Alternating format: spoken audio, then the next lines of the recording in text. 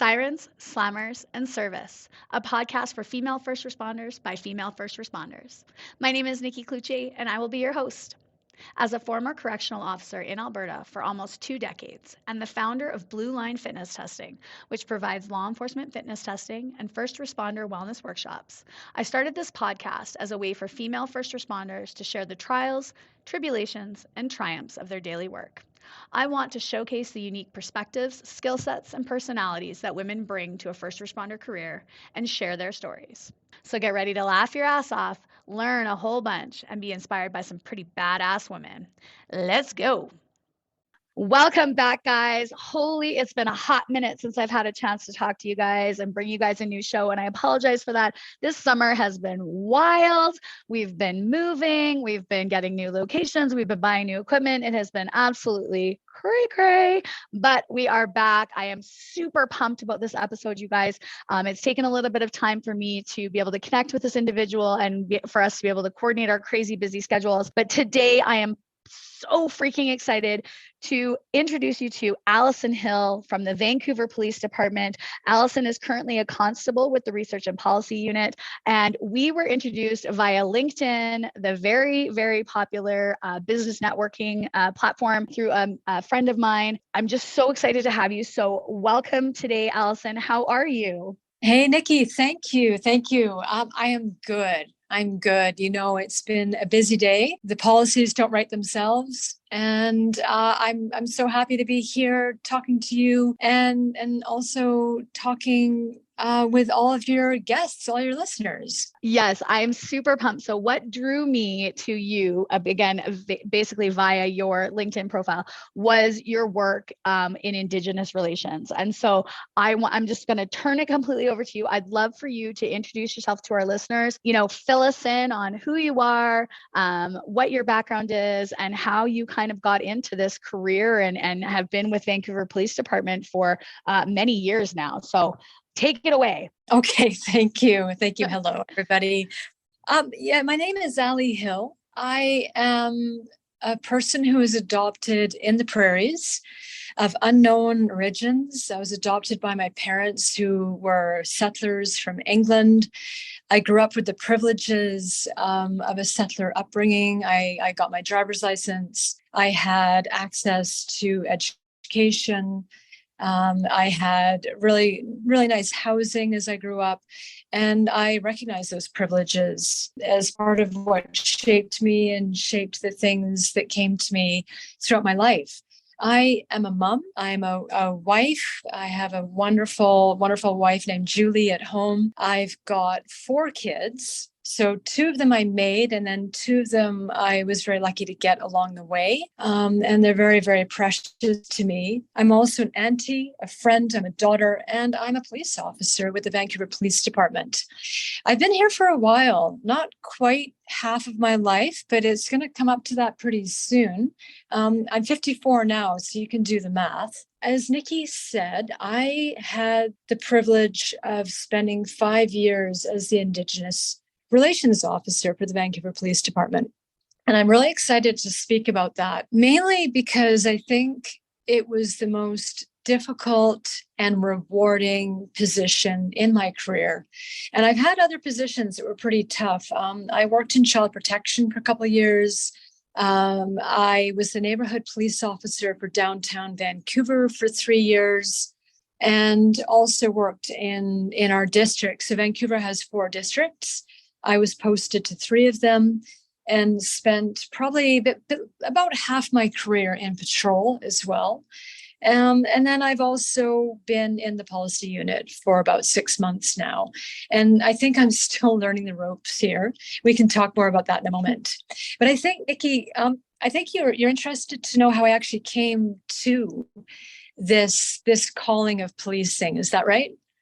Yeah, or well, and just kind of how you were guided into it and how it, basically called out to you, because I feel like that is what happens with, first responder careers. It's kind of, we either fall into it as a total, like, just, I don't know, I just ended up here, wow, or it's something that we've been driven to do kind of throughout our lives, and we've kind of geared our lives towards it. And so, yeah, a little bit into that, and then just kind of what you've been doing, like the journey it's taken, because, leading to where you're at right now, from between, being a constable on the street to Indigenous relations to research and policy. There's just so many different facets of your career that are really interesting to me. So yeah, just hit me with all of it. Okay.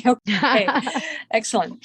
Originally, my education actually pointed me towards working overseas in what then called development projects. And so this is like back in the 90s. And I worked for Hope International Development Agency, and also studied and worked on different water projects, housing projects, food projects in Ethiopia and the Dominican Republic.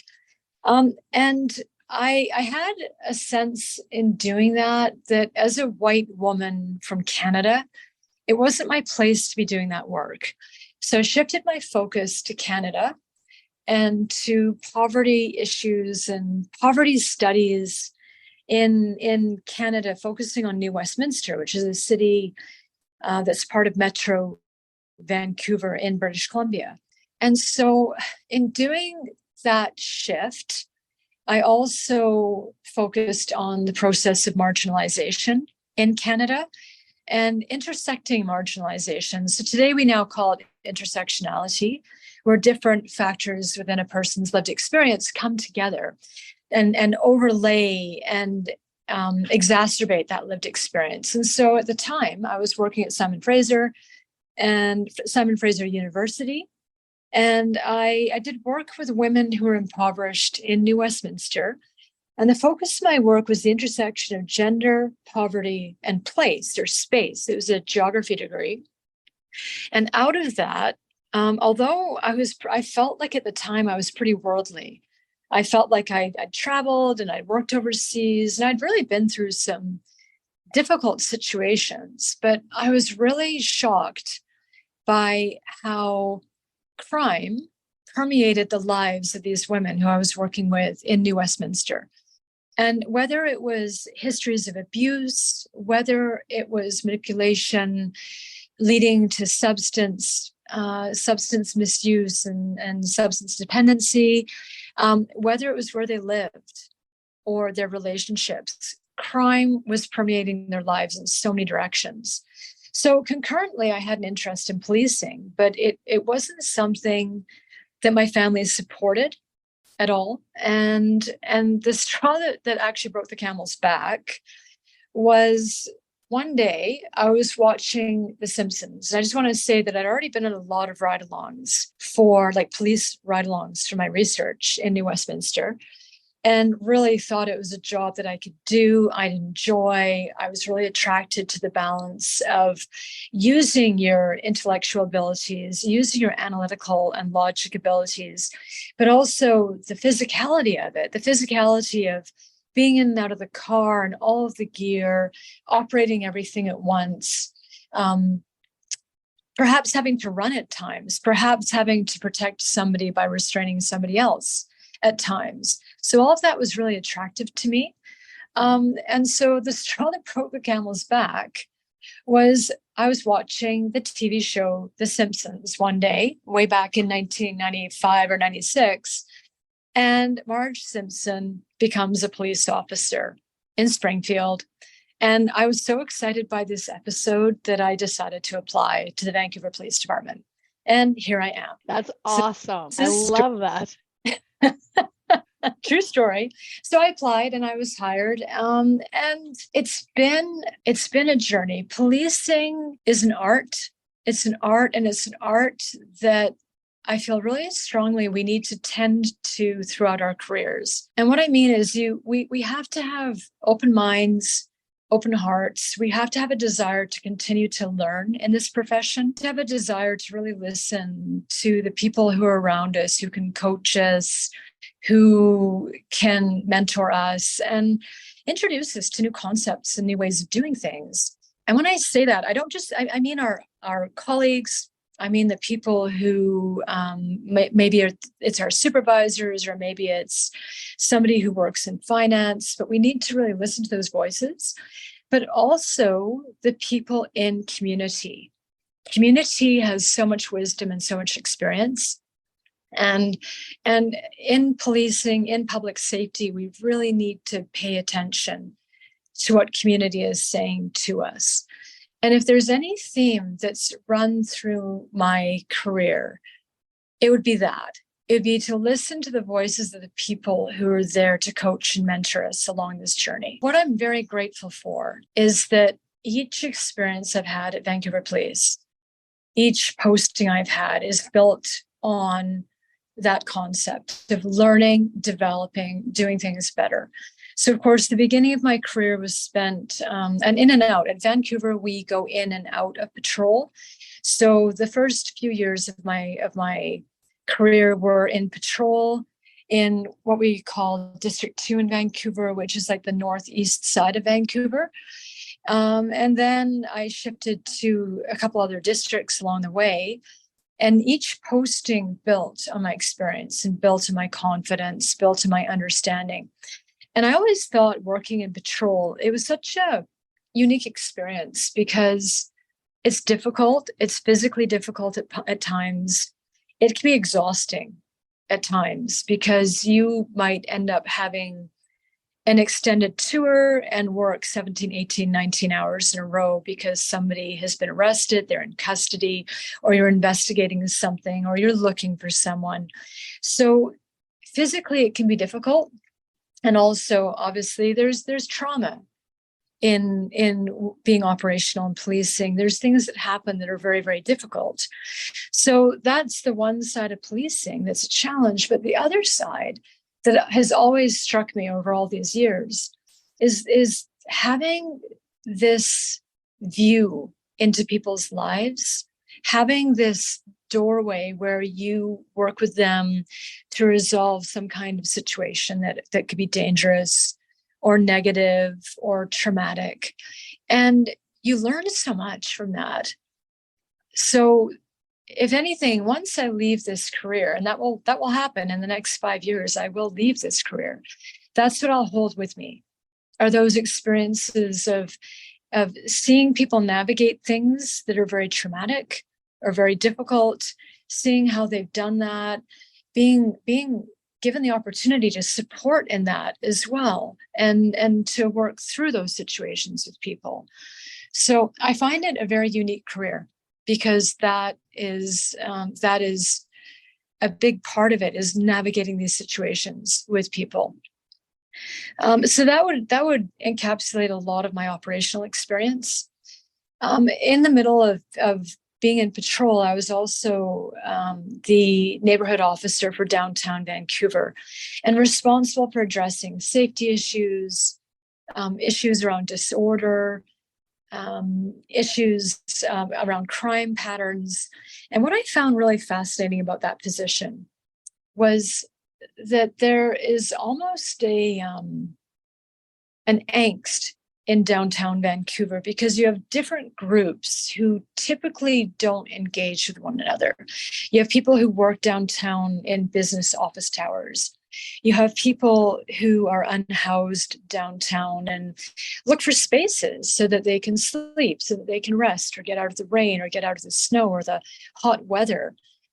You have people who live downtown who have mental wellness issues or are quite lonely. There's seniors downtown, and seniors have extra layers of complications in their lives living downtown. So as the neighborhood officer, I came to understand very quickly that if we're to make things better in any given space, we have to work with community to do that. And we have to engage with community for their ideas, resources, their time, their talents, in order to address those things. So that was a really key teaching for me in the years I did that.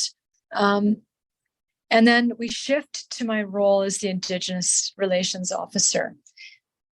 So I started that in the spring of 2018. So it was pre-pandemic, and that's significant, I think. And I'm so grateful because one of my colleagues who'd been working in Indigenous relations for a couple of years at that point, her name is Holly Christie. She's still an officer with Vancouver Police. And Holly said to me when I started, she said, look, the best advice I can give you is to go into this position and assume you know nothing. And I held on to that advice. It was wise advice. And it was the first of many pieces of wisdom that I received, mainly from community in that role. So I did. I sat back, I listened, I observed, I read reports, I took courses, and I thought that I understood about the history of colonization in Canada prior to coming to that position. You know, I took the same courses that those of us in public safety were to take at the time. The courses focused more on issues of what we called cultural competency. They focused on understanding that there was factors that impacted Indigenous communities, but the courses weren't evolved yet. They're far more evolved, even just 5 years later, far more evolved to understand colonization as an ongoing process and to understand the ongoing impacts of colonization, and then the work that we have to do to decolonize within Canada and continue the processes of recognizing Indigenous rights, recognizing the importance of indigenization of our processes and our spaces, and then to move forward, to undo the impacts of colonization. And specifically in public safety, that would be overrepresentation in terms of victimization, overrepresentation in the criminal justice system, and overall underrepresentation in terms of policing services, as well as access to police resources. So it's like this big ball of things that we need to address in public safety.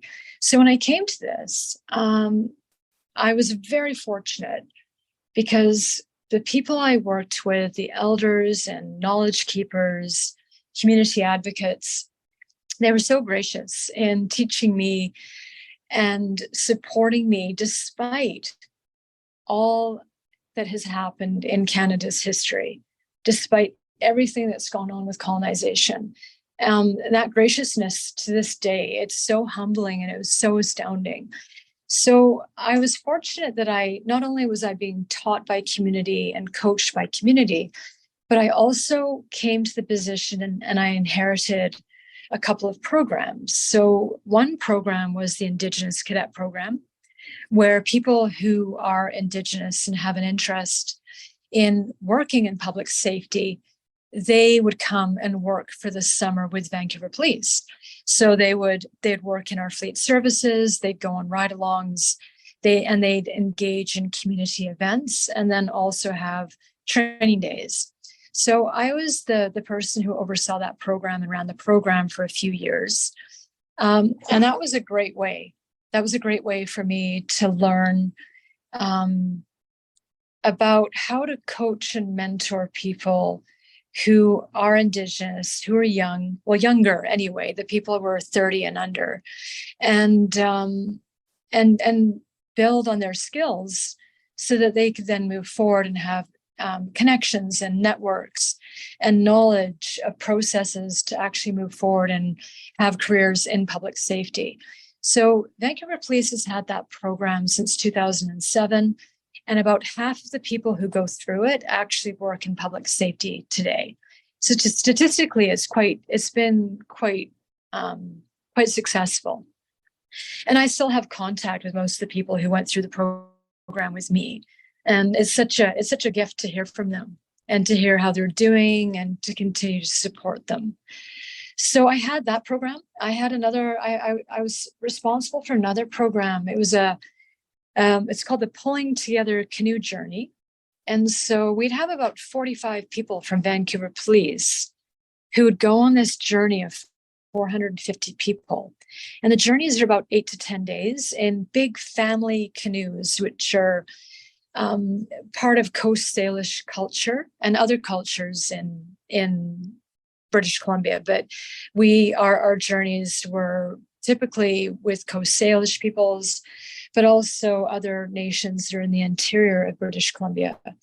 And so that was a great way to meet people and to be part of protocol, part of ceremony, and to really learn about Indigenous practices and the importance of those practices.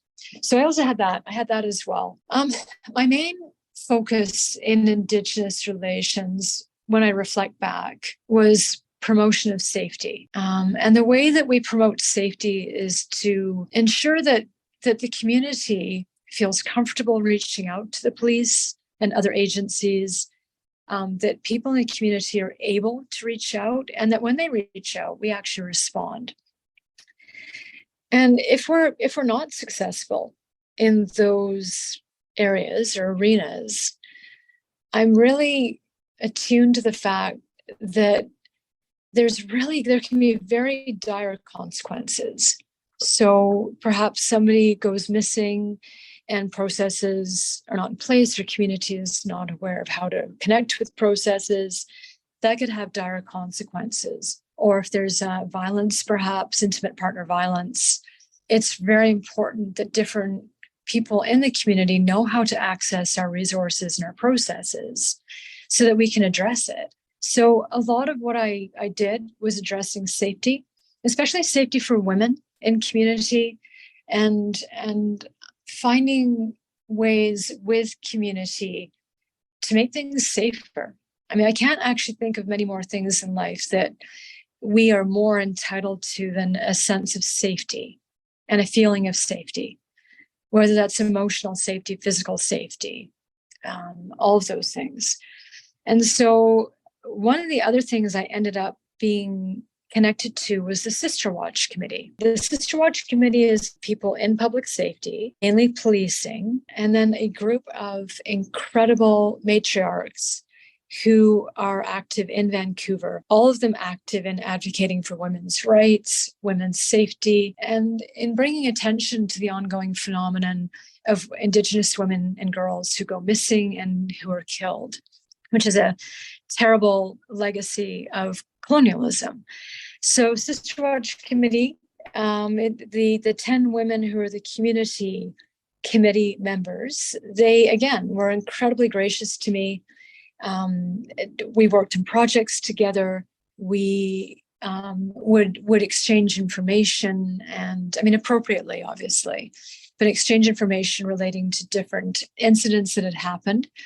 And one of the things we did that might be of interest to your listeners is we set up the SisterWatch page. So it's a web page or website called sisterwatch.ca. So that's sisterwatch.ca. And that's a website that was designed for people across Canada for information relating on how to report a missing person. It has safety tips. It has some information on how to look for a missing loved one. And then very specific to the Vancouver context, it has resources that are specific to Vancouver. And those are resources related to cultural supports, information and supports in situations of human trafficking and sex trafficking. And then also connections in British Columbia if you need to make a complaint. In relation to an incident, all of that's on the website. So I encourage your listeners to look at that. I'm very proud of the website because it was designed by the women who are part of SisterWatch, and then the technical aspects were done by me with a web designer, and that is something that is accessible to people across the country. Nikki, do you have any questions?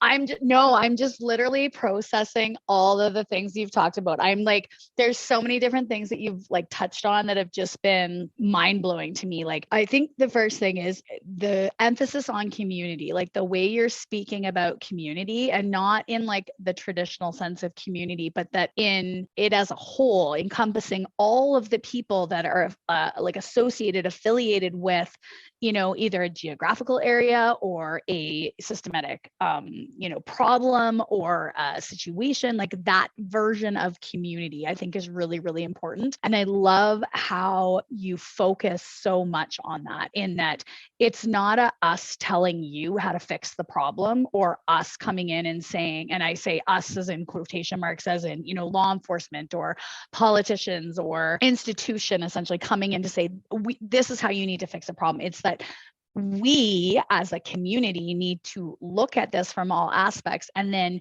listen to each other when feedback and when ideas and when things are challenged or things are talked about in ways to fix some of the problems that we have had and that have traditionally been faced. And so I really that just, I think is just amazing. And then to hear of these, like I'm sure there's more that you're going to talk about, but these two great programs that you've been instrumental in bringing in, right? The Indigenous Cadet Program, I think that is just the coolest thing. I think that if I might have to do some research and see if maybe we do have something like this here in Alberta, within some of our regional police departments or within RCMP detachments. I feel like RCMP does have something, but I don't know that it's necessarily as widely available as it probably should be. But just hearing, the opportunities that the people have when they are participating in this program, and the fact that, you still see them today, and that a lot of them have moved into public safety, like that to me, like, again, I just have goosebumps right now, just like talking about it. I think it's just so amazing to see the long-reaching ripple effect that programs like this have into our community again, right? And then SisterWatch, we just came back. We were up in northern BC, and so we were traveling along the Highway of Tears. And I have 3 daughters, and they had said, Mommy, why do they keep having these? Why are all these girls missing as we're driving along this highway? There's all the different billboards. Have you seen Maddie? Have you seen, Roxanne? Have you seen? And so my girl is saying, like, Mommy, like, who are these girls, and why are there so many missing? And like, where did they go, Mommy? And who was taking these people?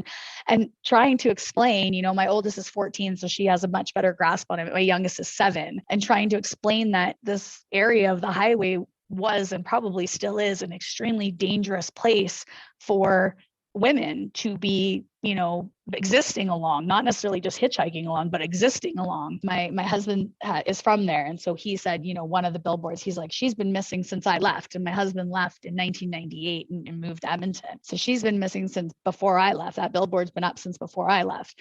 And so you think, 1998, we're now at 2023. What resources were in place in 1998 for these families to be able to report this missing family member, this missing daughter, this missing, sister, aunt? And did anybody listen? Did anybody step up the way they should have? Or was it just chalked up to, oh, they're a runaway, oh, they're a bad seed, oh, they'll come back.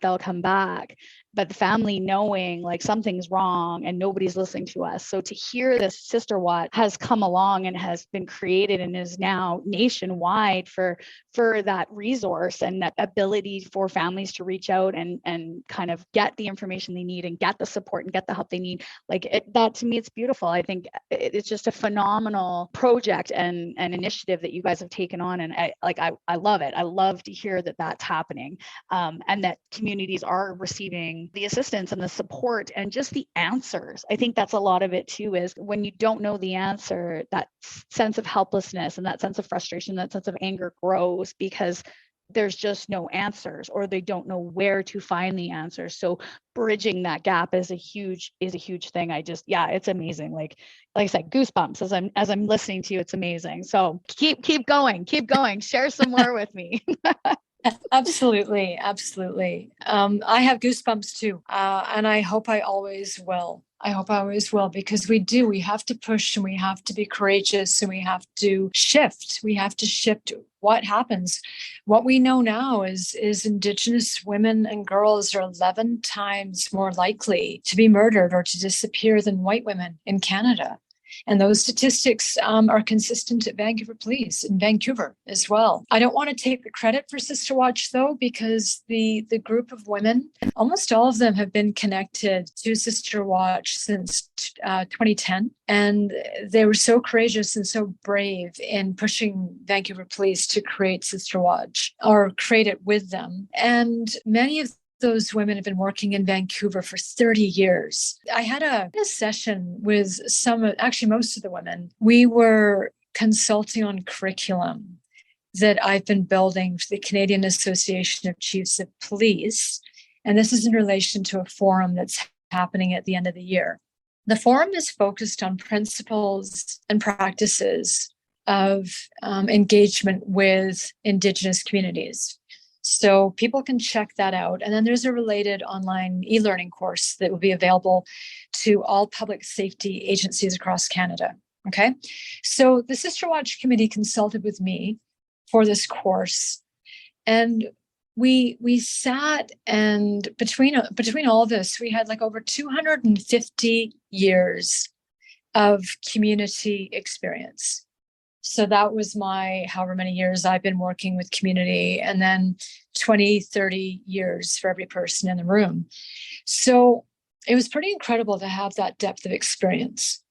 But the more incredible thing, and this is a theme has been woven throughout my entire experience in developing this curriculum and preparing for the forum at the end of the year, is community is challenging us and pushing us. Community is saying, look, you all take your courses in public safety, but they don't seem to stick. What are you doing? How are you accountable to what you're telling us you're teaching your people? And so what we identified in this whole process is there is opportunities for us to continue to be accountable to the things that we know to be true already around colonization, around overrepresentation of Indigenous peoples, around ways that we can better engage with community. So that's one big outcome from the course. But the other thing that's come from it is the level of pressure and challenge that's come from community in saying you must be accountable. And how are you going to do that? And for us to accept that pressure and to accept that challenge rather than to become defensive. That's another key teaching that has come from this process. And I would say that's a key thing that I hope I've passed on to VPD throughout the 5 years that I was the Indigenous Relations Officer, is that messaging of, yes, community is challenging us. Yes, community is questioning us. But that's okay. We don't need to feel defensive, but we do need to respond. And we do need to continue to do the work that we're willing to do to better connect with community. So, and then related to that, as part of this consultation for the forum that's coming up at the end of the year, and this national curriculum, is a model that two Métis elders presented to me a few months ago. And this model is woven throughout the curriculum. And I don't think I can do it justice because we're not visual.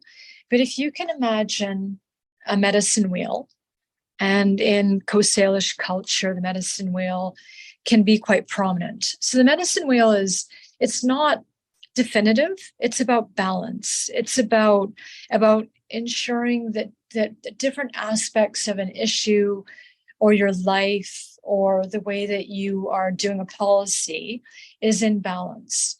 So I actually use the medicine wheel in my policy work. I've been testing that out. But this is a different concept of the medicine wheel where in public safety, we need to balance humility, respect, trust, and safety.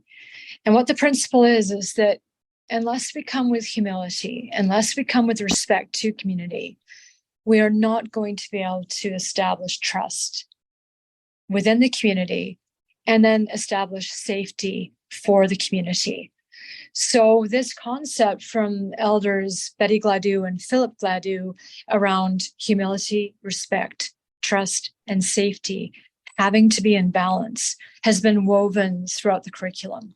And it's been woven through the principles and practices of engagement with Indigenous communities. So that's different to take an indigenized way and weave it through, but it's important that we're taking that tack. I love that. I think it's such, like, to hear the values that you've put within that kind of medicine wheel: humility, trust, safety, and respect, and how they all interlock with each other, and they all need to work within each other in order to achieve any of them, right? Like no one of them can stand alone without the other three, right? And no two can stand alone without the other two. And you need to have, you know, and aspects of all of those need to be included in order to reach any goal, really, right, in dealing with people, which is the key thing too, you know, like. And it was another one of the things that you kind of touched on is, you know, in these first responder careers and in law enforcement careers, that is what we do. We deal with people. We deal with human beings who have emotions and feelings and backgrounds and experiences and differences and similarities. And all of those human beings, regardless of who they are, where they came from, color, race, ethnicity, socioeconomic status, gender, you know, regardless of all of that, of those deserve to have trust, deserve to have safety, deserve to have respect, and deserve to have, you know, a sense of humility in that we are aware of our shortcomings, and we're aware of, you know, the limitations that we have, and that we're seeking to grow consistently, and so we're seeking to learn and to better ourselves and to better the areas around us. So yeah, that's, and just like when you put it in that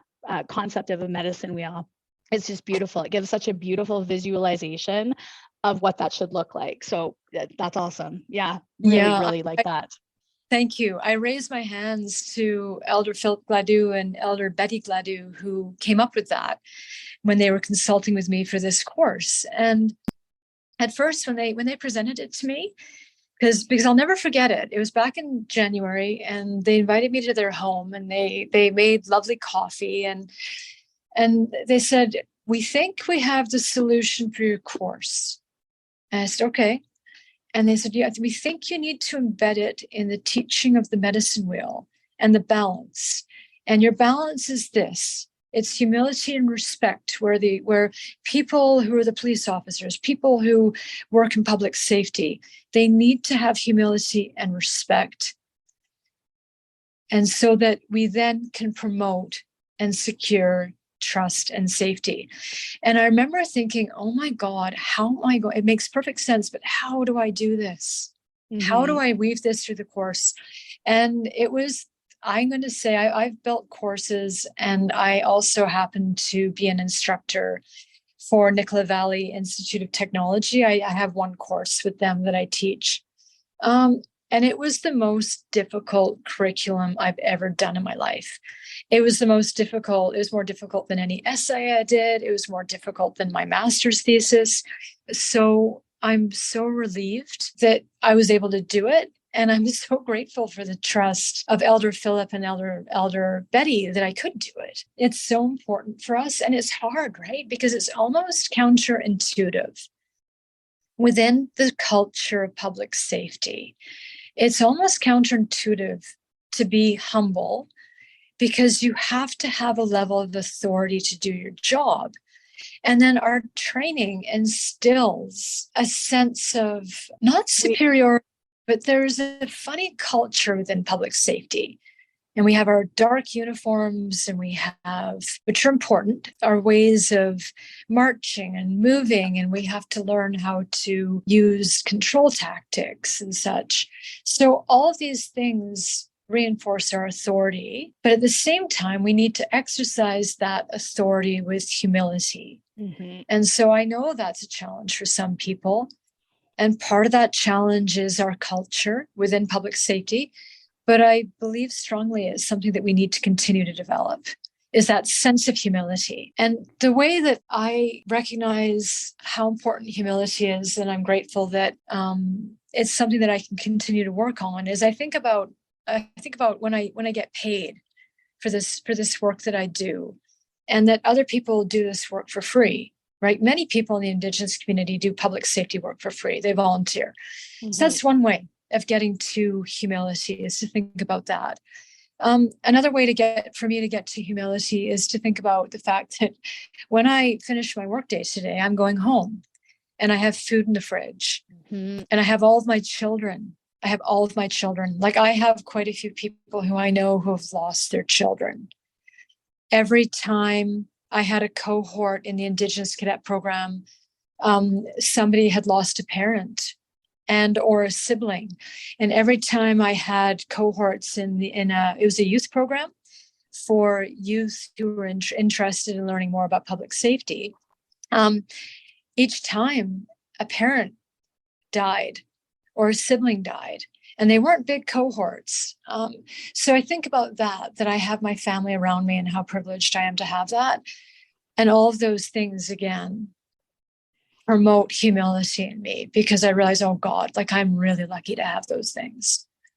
Yeah, I think that's huge. And that's something like I'm a yogi. And so for me, it's that daily act of gratitude of before I go to bed every night, I express gratitude. And some days it's gratitude for, oh my gosh, thank you for this amazing opportunity that I got, like, again, today, right? Thank you for the opportunity that I got to speak to you, learn from you, be engaged across the country, that we have the technology that we could just literally talk and record this and have, and then be able to take it and share it, right? Like, gratitude for that. But then there's days where I'm just grateful that I have this warm bed, that I have a bed that I can sleep in with a pillow and blankets, and I'm not sleeping on a bench, and I'm not sleeping in a prison cell, and I'm not, and like that daily act of gratitude, and of really, truly, even when you've had a super shitty day and you're saying to yourself, my life sucks, this is terrible, like, oh, everything's going wrong,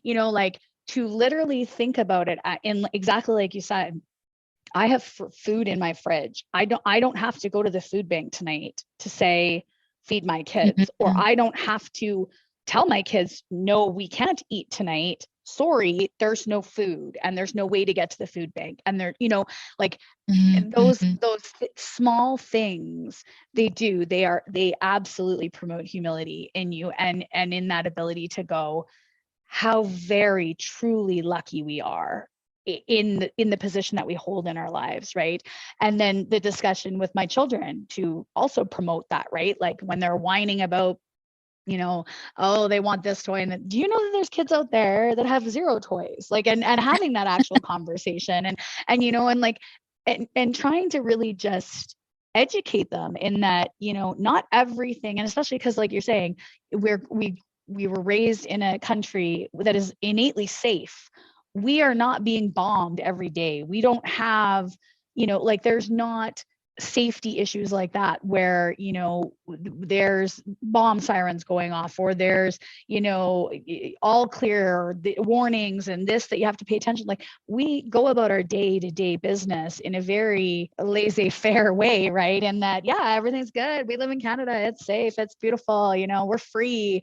And totally take that for granted, and so trying to explain that to my kids, and that there's kids out there that don't have this, that don't get to go to. The other thing was, for me, explaining to my daughters that girls don't get to go to school in certain countries, and they all three looked at me like, what do you mean girls don't get to go to school? I said, well, girls, you don't get to go to school. And they were like, well, why not, Mom? And like, absolutely affronted and upset about it, and trying to explain, well, because of these reasons. These are the reasons these girls don't get to. Well, Mom, that's just silly. How are they going to get a job? I was like, well, I'm glad that we're thinking ahead, right? But yeah, those innate little things that we take for granted, when you actually dial in on them, and you have that recognition of how truly blessed and lucky we are, and you take stock of that, no matter how crappy your day was, that instantly brings back a sense of like, wow, okay, yeah, like, my day is not as terrible as somebody else's. Like, I'm what I went through today is, for, like, again, and that's in quotation, right, first world problems, right, compared to what other people are dealing with. So I feel that that's a great way to kind of have that sense of humility, and to bring it back. And as you're saying too, like, in uniform, we're trained to have that. And I agree. I don't know that superiority is the, like, the best word for it, or the best kind of like description of it, but that innate sense of, I'm above you, in that what I say you will have to do, or what I, the directions that I give are expected to be obeyed, or, you're expected to follow when I say to do these things, right? And that, that can lead to a very inflated sense of self, right? In that, and it transfers over into other parts of your life. Like, and I've talked about this on other episodes, leaving a first responder career, you realize very quickly once you're back in the real world, in like with real people, is that the way you give direction to people, when you're at a restaurant or you're giving direction to your kids, we bark at people and we expect immediate obedience and following, and that's not how the real world works, right? And so coming back to that sense of like, whoa, like, you're not above these people, you're here to serve these people. And again, not in a subservient way, in that you're a slave to them and that you must do what they say, but in that we're supposed to, again, come back to community, work together to make sure that things are safe and rules are followed, and rules that are put in place because they ensure the safety of all, right? So yeah, completely agree with that. Absolutely agree with that. It's complicated though, isn't it? Because we have rules, but the rules are often set up for the colonial majority, right? Mm-hmm. And often set up for the male colonial majority. Yeah. So it's just so layered. It's so layered. And of course, it's the challenge of achieving equity and inclusion in public safety. Mm-hmm. is these different layers of like for me, I'm going to go home and I'm going to probably walk in the forest this evening, and I do have this incredible life, and then I recognize that I'm not as safe as, let's say I'm walking tonight. I'm not as safe as a guy out walking tonight for different reasons, but I'm definitely mm-hmm. safer than perhaps a woman who's smaller than me, or a racialized woman. And it's always these layers and these levels of privilege, right? We need mm-hmm. to recognize our privilege and what privileges we have. And it's interesting because, of course, in public safety, we work towards equity and inclusion. And if we are to achieve it in this profession, we actually have to let go of some of the culture of our profession. We have to let go of exactly what you're talking about, is this idea of not looking down on people, but feeling as though we have a power, right? Or we have a way of having people do what we want them to do. And it's such mm-hmm. a delicate balance. And then I also think about this, what we ask of our people working in public safety, especially people who are new to public safety professions, because we are asking them to go into dangerous situations, to cope with people in mental health crises, to cope with the opioid, the poison drug supply crisis, climate change, like mm-hmm. so many things we're asking of our people. At the same time, we're saying, look, you have a lot of work to do. Also, we're understaffed. And also, we also need to shift our culture towards equity and inclusion. So you actually can't lean on your power to get things done, which is the right thing. We shouldn't be leaning on our power to get things done, but it also makes things a bit more complicated for people at times. Mm-hmm. And I feel like we ask a lot of people coming to this profession, especially new recruits. I feel like there's so much for them that they need mm-hmm. to embrace and learn. Mm-hmm. What I can say is that when I did the consultation, I've done different consultations in community for different projects. Community sees that for what that's worth. Community sees us, and the Indigenous community will say, like, we know it's tough for you. We know that you're being criticized all the time. We know that your jobs are hard and that you still have families and lives and health. We want you to know that we care about you, and we recognize that. It doesn't mean that you don't shift and you don't evolve, but we do care about you and we recognize these challenges. And that was really meaningful for me when I heard that from different consultation groups. And it's something I included in the curriculum as in hopes of leaving people working in public safety as though with a feeling of being seen, with a feeling of being cared for. It's not us and them, as you said earlier. It's not like we're all together. It's we, it's us in all of our different groupings. It's us, and we need to move forward together towards building safety in the community. Yeah. Yeah. I really like that. And I find that that's the sense of compassion and care that the Indigenous community shows towards just even in general public after all the atrocities that have been done to them. No kidding. Still amazes me. Like and I mean, I will say not all, because I have met some that, that don't necessarily have that compassion and I mean, are entitled to that really after the horrible things that have been done to them and their families and their loved ones and their ancestors and their elders and their traditions and their language. But it does always surprise me the level of compassion and care that they can still find to give back. And I think that that's something that we could all strive to work for is, look at all the horrible things that have happened to this culture, this community, this group of people. And yet they can still turn around with compassion and care for other people. And that to me is, inspirational. Like just, you go, wow, like it's just so impressive. And they do it without a need for accolades or a need for, hey, look at us being so kind and compassionate and nice. They just are that way, right? And I feel like other groups of people would do that, but would expect a social media presence for it, would expect an award ceremony for that, or would expect a, public show of appreciation for that.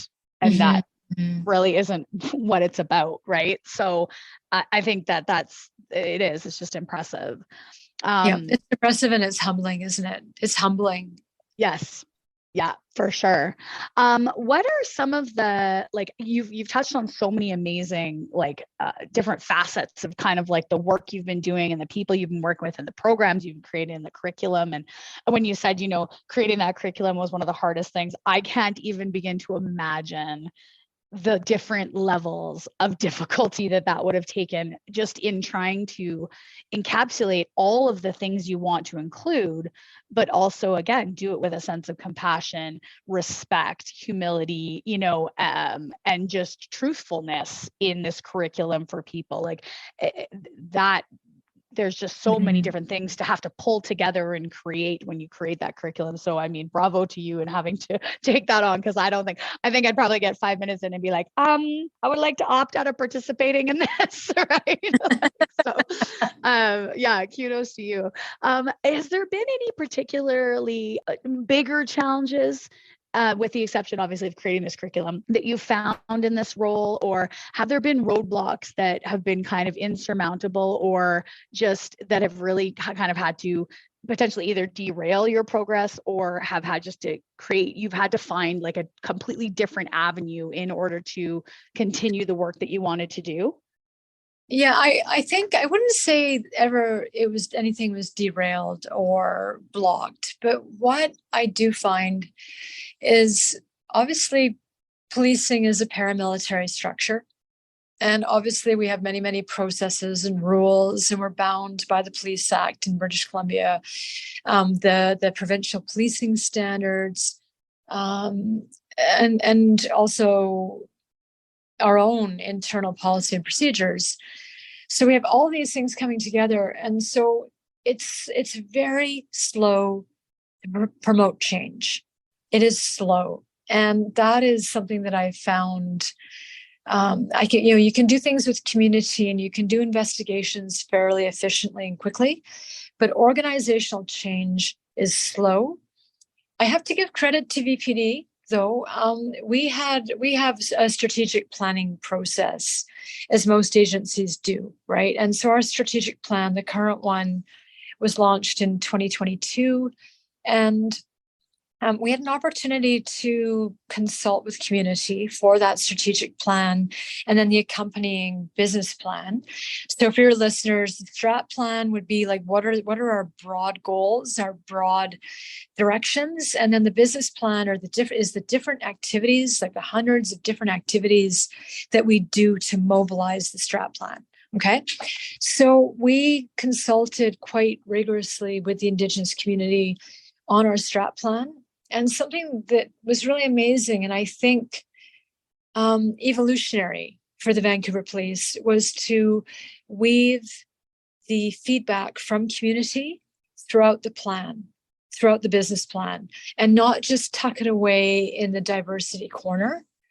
And it's amazing because, okay, it's small steps, and we take many small steps, but those many small steps will add up. And it will never go back to the issues being tucked away in a corner. Those issues will always, and those processes will always be woven throughout our strat plan and our business plan. So while, yes, there's roadblocks because of chain of command, because of statutes, laws, rules, we are slowly moving towards undoing those things. That's wonderful. Sorry, undoing the roadblocks, not undoing the laws. Oh, yeah. Yes. No, and I mean, and I think that's, it is as baby steps. It really is. There's just, from, like you're saying, such a colonial system that's been in place for hundreds of years, to make changes requires itty bitty changes that add up to big changes. And in order for us, yes, right? All of us can commit. All of us can commit to promoting equity and exercising equity. Equity is really hard. It's a hard concept, right? All of us can promote inclusion. And I have to note, my dear colleague Val Spicer and I were talking about this a couple of days ago. Businesses and agencies are shifting from the concept of inclusion to the concept of belonging, right? Our culture don't promote belonging. They don't promote inclusion either, but we need to move not only equity and inclusion, but equity and belonging.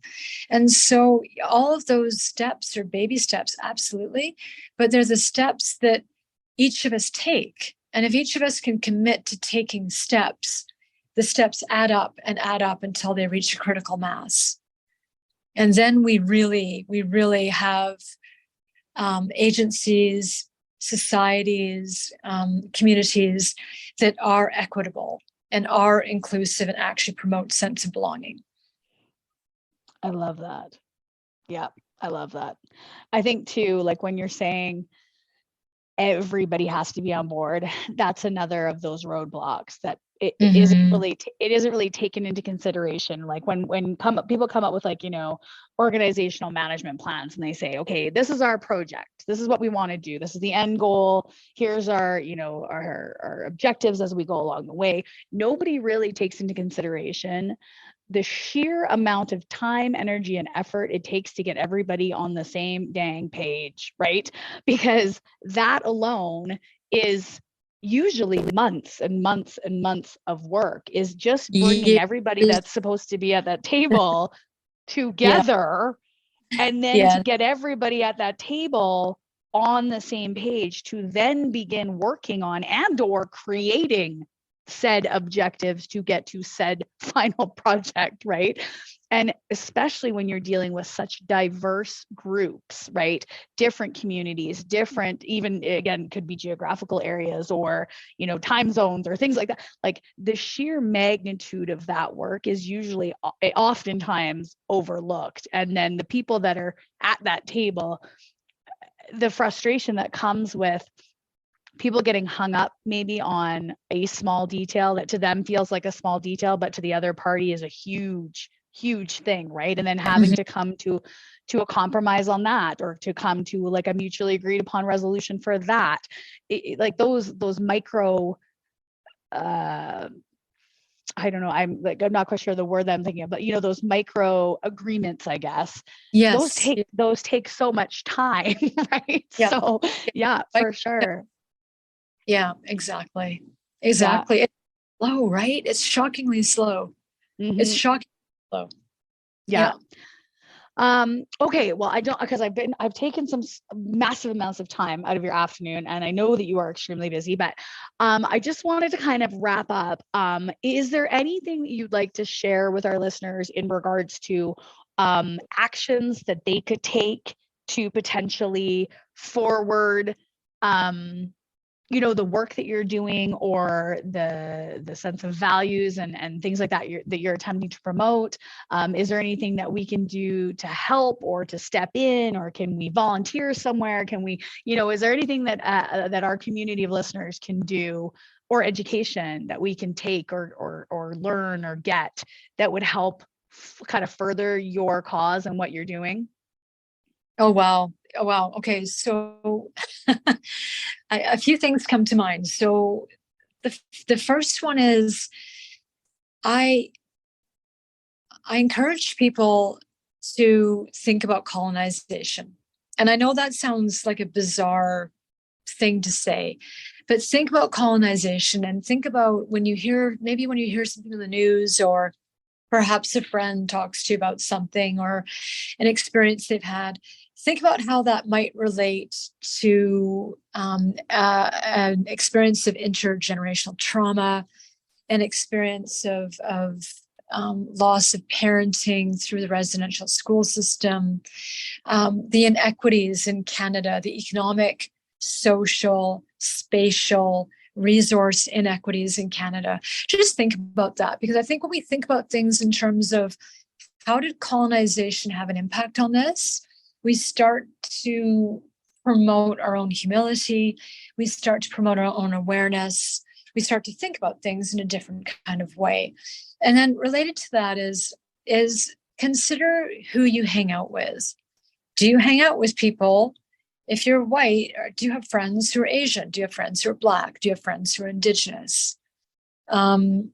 If you're a lesbian, do you have friends who are heterosexual? Like, who is in your network? Who do you know? Because it's when we actually know and hang out with people, we see people for who they are. We see people and we understand, and we have opportunities to ask questions in a safe way. So it's another thing that comes to mind. The other thing, and this would be, people often ask me when I do interviews with people who are studying, and they'll do like an academic interview with me, and they'll say, what's your advice for a new recruit or somebody who wants to go into public safety? And I always say, take care of yourself. Like, take care of your body, take care of your mind, take care of your spirit. Like, take care of yourself, because this public safety is a hard job, and you have to be well. And if you're not well, you're not going to be of service to yourself or to others or your family. A long time ago, one of my boys asked me, Thomas, he said to me, Mom, when are you going to stop doing push-ups? Because I was doing push-ups at home, and I always do. And I said, Thomas, never. I'm doing push-ups till the day I can't do a push-up, when I die. And he thought that was crazy when he asked me when he was 8 years old, but now he's 20 and he gets it, right? We have to keep moving. We have to keep thinking. We have to keep nurturing. And whether we're going into public safety or we're just going to be a human being, we have to take care of ourselves. That's you stole one of my rapid fires. I was going to ask you at the end, but that's perfect, because I absolutely agree. And in all of the guests that I've had on the podcast, that is one of the most, I should actually do stats on it, of what people say is in their advice. That is ranks number one by far, is take care of yourself, take care of your mental health, take care of your physical health. Make sure that when you are ready to retire, that you actually can live your retired life and you're not broken mentally, physically, emotionally, right? Like, and so I think that that's phenomenal that you include that in kind of your ethos as well, is that you have to take care of yourself, and you have to continually seek to grow and learn and not just stagnate in, what you've always believed, what you've always known, what you've always been told or been taught, And I think it is a little bit easier when you have kids, just because what we learned, the curriculum that we learned in school is vastly different than what what my girls are learning now. And so they'll come home, with their homework, and they'll say, Mom, did you know this? And I'm like, I had no idea. Right. And so then I'm like, oh, okay, and then I'm reading through their worksheets, and, I'm like, oh my gosh, I didn't know this about, colonialization. I didn't know this about, this period of history. We never covered that in school, or we never covered this country or what had happened there. And so I think that that's just so cool, in opportunity to continue to learn. And, again, take courses as you get older, right? Don't just be content with, oh, I went to university, I got my degree, I've done my post-secondary, I've done learning. No, like, there's so many opportunities to evolve your learning, to continue to grow, and again, like you're saying, learn from your friends. And one of my friends had said to me, she's Indigenous, and had said, I don't want to ask a stupid question, and she says, just stop right there. No question is a stupid question. I'm like, I always say that. She's like, no, but she says, no, but really, if you're going to ask me something about, Indigenous life or, Indigenous culture, I am so honored that you care enough to ask, that even if it is to me a stupid question, and she's very funny, and she's very blunt, and she has a very sharp sense of humor. She goes, even if it is a stupid question, I will laugh in your face. I will mock you, my white friend, but I will tell you the answer. And I was just like, thank you. And she said, I'm just honored that you want to know. She's like, because nobody learns unless they ask. And she says, if people would just ask us, why do we do this? Or what does this mean? Or what is the symbolism for this in our culture? We would tell people, because we want to share this information. It's not like it's a secret society where, you don't get to know what the bear symbolizes, right? We want to share this information with people, but people are just either don't want to ask or too afraid to ask. And so I think that would be something that I'd like to share with our listeners too, is ask.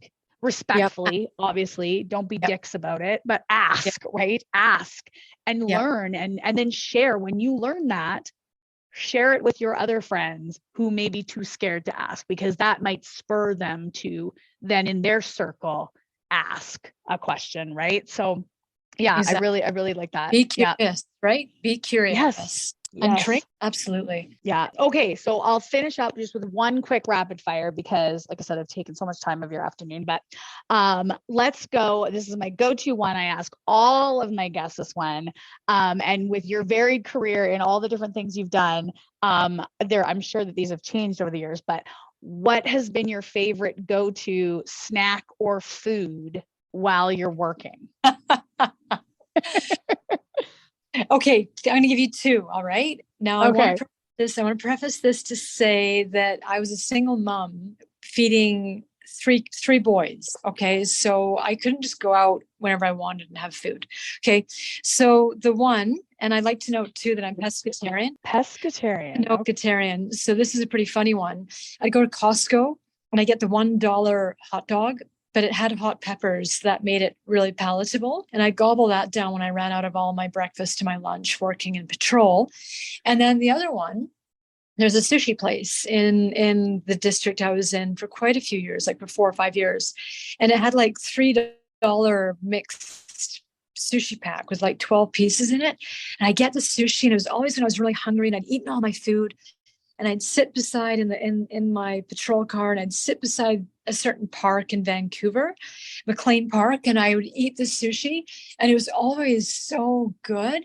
But when I go now to the same place and get the same pack, it doesn't taste the same. It's just not the same when you're not in uniform and not starving and tired or hungry.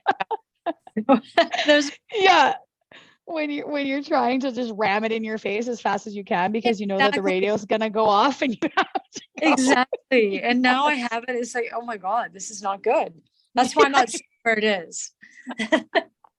That's so funny because you're just like, I thought this was delicious and now it's not. It's But it was really like there's much $4. better sushi places. Yeah. It used to be I think it was 350, right? For the pack. It was like, okay, this will Oh, do. Yeah. Yeah. yes, yes. And the Costco hot dog, I mean, that is a go-to. The Costco hot dog is absolutely, whether you're hot peppering it up or not, it is just, it's, yeah. Who can go They're wrong with $1.50? disgusting. I used to know every Starbucks downtown. Every Starbucks I knew. Because I go write my reports there. I grab it because I love coffee. And I go and I knew all of them. I had 7 years downtown and I knew every Starbucks. Yeah. You're like, this one is T-minus 2 minutes away. This one is a minute 30. Which one do we want to go to? This one has a nicer seating area, so we'll go there. Yeah. Sirens, Slammers, and Service does not endorse Starbucks. What are you talking about? I'm going to reach out to Starbucks and be like, hey, want to sponsor me? That's awesome.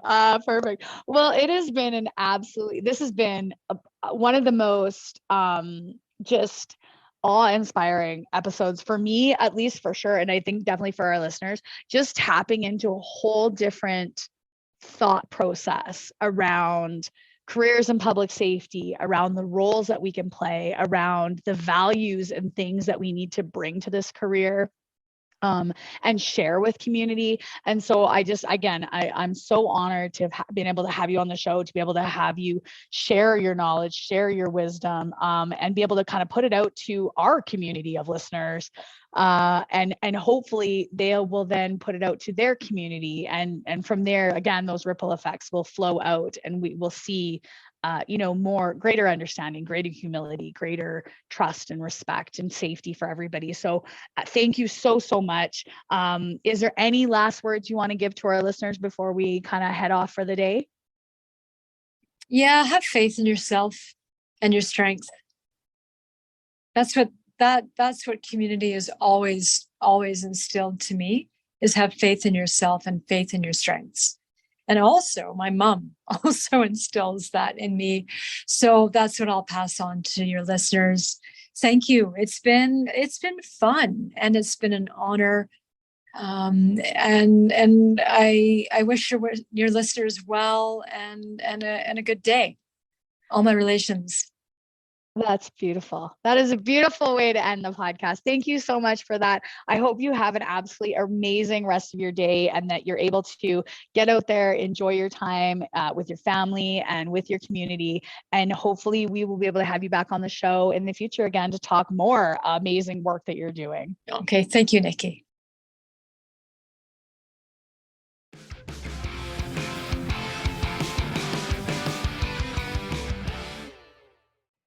Well, that's it for today, folks. Thanks so much for tuning in, listening, giving me your time, your energy, and your attention. I completely appreciate it. Make sure you check out our next episode with another badass female first responder anywhere you get your favorite podcasts. And follow us on Instagram and Facebook at bluelinefitnesstesting.com. I hope you stay safe, keep your head on a swivel, and watch your six.